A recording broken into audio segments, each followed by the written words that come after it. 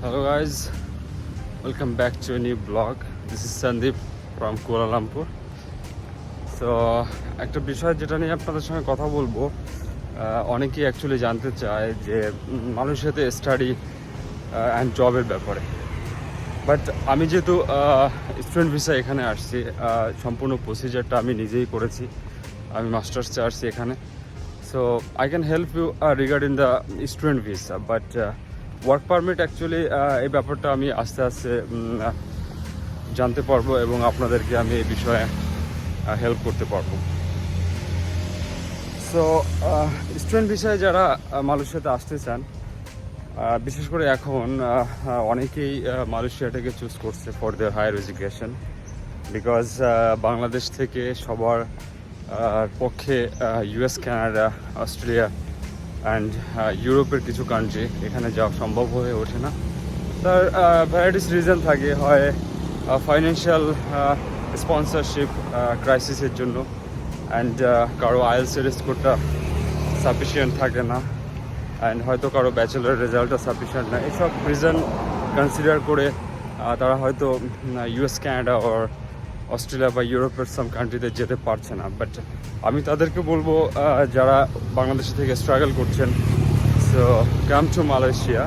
Malaysia একটা develop country, এখানে education system ভালো। Ministry of education, Malaysian education board থেকে প্রত্যেকটা ইউনিভার্সিটি রিকগনাইজড। সো এডুকেশনের কোয়ালিটি খুবই ভালো, and after study some years you can transfer your credit to other countries. Okay, এটা একটা পসিবিলিটি আপনার যারা ব্যাচেলার আর যারা ডিপ্লোমা করতে আসবেন তাদের জন্য একটা পসিবিলিটি যে তারা ক্রেডিট ট্রান্সফার করে খুব ইজিলি অস্ট্রেলিয়া বা আদার্স কোনো কান্ট্রিতে মুভ করতে পারবেন। সো এখান থেকে অস্ট্রেলিয়া যাওয়াটা প্রবাবলি অনেকটা ইজি।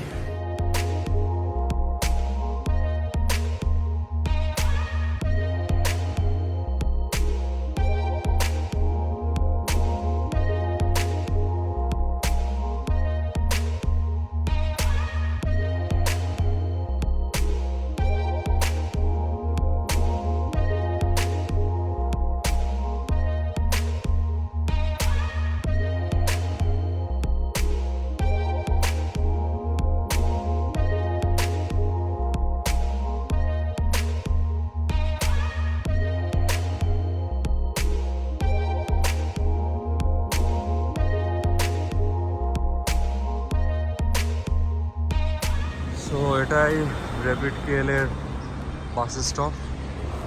এরকম বাস স্টপ বিভিন্ন জায়গাতে আছে। সো পার্টিকুলার এসব জায়গাতে এসে বাস দাঁড়াবে। সো যারা অ্যাকচুয়ালি এখানে মাস্টার্স করতে আসতে চান, তারা অ্যাকচুয়ালি নিজেরাই প্রসেস করতে পারেন। It is very easy process করাটা। সো যেটা আমি নিজে করেছি, everything I have done by myself. So কোনো এজেন্টের প্রয়োজন নেই, আপনি নিজেই আপনার স্টুডেন্ট ভিসার জন্য প্রসেস করে মালয়েশিয়াতে আসতে পারবেন অনলি 1.5 মান্থের মধ্যে। সো ইন দিস কেস আপনাকে যেটা করতে হবে, যেহেতু টিউশন ফিস সেন্ড করার একটা ব্যাপার থেকে বাংলাদেশ থেকে, সো আপনাকে একটা স্টুডেন্ট ফাইল খুলতে হবে। আমি আগের কিছু ভিডিওতে বলেছি যে ঢাকাতে যে কোনো ব্যাংক না, আপনি গুলশান অ্যাভিনিউতে standard chartered bank, Dutch Bangla bank, some others bank, তো সেখান থেকে আপনি স্টুডেন্ট ফাইলটা ওপেন করতে হবে। সো স্টুডেন্ট ফাইল ওপেন করার পরে আপনার স্টেপ বাই স্টেপ এগোতে হবে। সো ইন দিস কেস যদি কারো প্রয়োজন হয় যে স্টুডেন্ট ফাইল খোলা বা every procedure, so please comment me, I will give you the details information. তো before opening a student file আপনাকে প্রথমে ইউনিভার্সিটির সাথে কন্ট্যাক্ট করতে হবে, লাইক আপনার অ্যাডমিশন কনফার্ম করতে হবে। সো অ্যাডমিশন কনফার্ম করার জন্য প্রত্যেকটা ইউনিভার্সিটিতে একটা ইন্টারন্যাশনাল সেল থাকে, যা ইন্টারন্যাশনাল স্টুডেন্টদের নিয়ে ডিল করে। তো সেখানে আপনি মেল করবেন আপনার academic documents and IELTS paper.